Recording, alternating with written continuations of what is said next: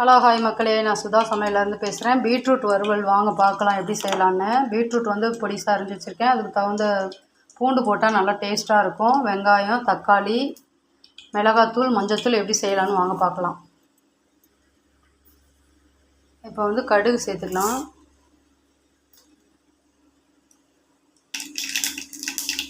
கடுகு பொரிஞ்ச உடனே பூண்டு சேர்த்துக்கலாம். பூண்டு வந்து உடம்புக்கு நல்லது. இதோட பூண்டு போட்டு செய்யும்போது சூப்பராக இருக்கும், டேஸ்ட்டாக நல்லா.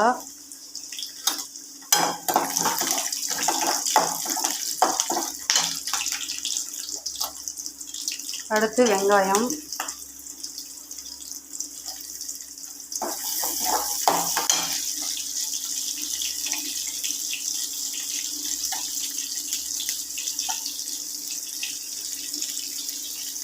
தக்காளி, ஒரே ஒரு சின்ன பழம்,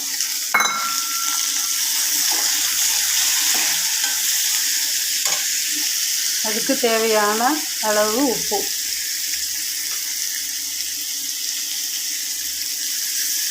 நல்லா வெங்காயம் தக்காளி வணங்கட்டும்.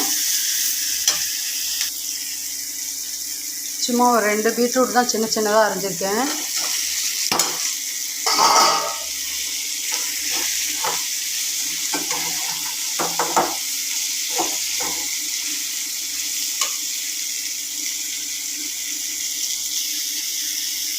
இப்போ தேவையான அளவு மஞ்சத்தூள் சேர்த்துக்கலாம். 1 ஸ்பூன் தனி மிளகாத்தூள் எடுத்திருக்கேன்.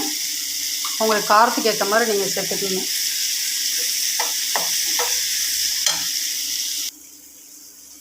காய் நல்லா வணங்கிட்டு இருக்கும்போதே கொஞ்சம் நம்ம என்ன பண்ணணும்னா, கொஞ்சம் எனக்கு இப்போ 2 பீட்ரூட்டுக்கு தகுந்த மாதிரி தேங்காய் கொஞ்சம் எடுத்திருக்கேன். சோம்பும் பூண்டு போட்டு இதை வந்து நல்லா ஒரு பேஸ்ட்டாக அரைச்சிக்குவோம். சோம்பு வேணுங்கிற அளவு போட்டுக்கோங்க, பூண்டு உங்களுக்கு வேணுங்கிற அளவு போட்டுக்கோங்க. தேங்காய் பாருங்கள், அரைச்சிட்டு வந்துட்டேன். தேங்காயை வந்து நல்லா இதில் சேர்த்துக்கலாம். காய் வந்து நல்லா வேகிற அளவுக்கு தண்ணி ஊற்றிக்கோங்க. அதுக்குன்னு ரொம்ப ஊற்றிடாதீங்க, திக்காக கம்மியாக மீடியமாக ஊற்றிக்கோங்க. காய் வந்து நல்லா வேகட்டும். கறியை விட சூப்பராக இருக்கும் பீட்ரூட் வறுவல். இந்த மாதிரி மசாலா போட்டு அரைச்சி பூண்டு, சோம்பு, தேங்காய் வந்து நல்லா அரைச்சி ஊற்றும்போது வேறு லெவலில் இருக்கும். நல்லா வாசமாக கறி குழம்பு மாதிரியே இருக்கும். கறி பிடிக்காதவங்க இது மாதிரி பீட்ரூட் வறுவல் செஞ்சு சாப்பிடுங்க. இப்போ பாருங்கள், தண்ணியெல்லாம் சுண்டி நல்லா பீட்ரூட் இந்த மாதிரி வரணும். சூப்பராக இருக்கும். நல்லா இன்னும் சுண்டணும், கொஞ்சம் லேட்டாகும். நல்லா மெலிசாக அரிஞ்சிக்கோங்க.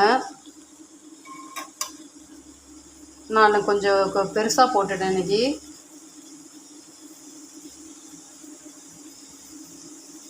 செம்ம டேஸ்ட்டாக இருக்கும். நல்லா வெறும் சாதத்துலேயே போட்டு சாப்பிட்லாம்.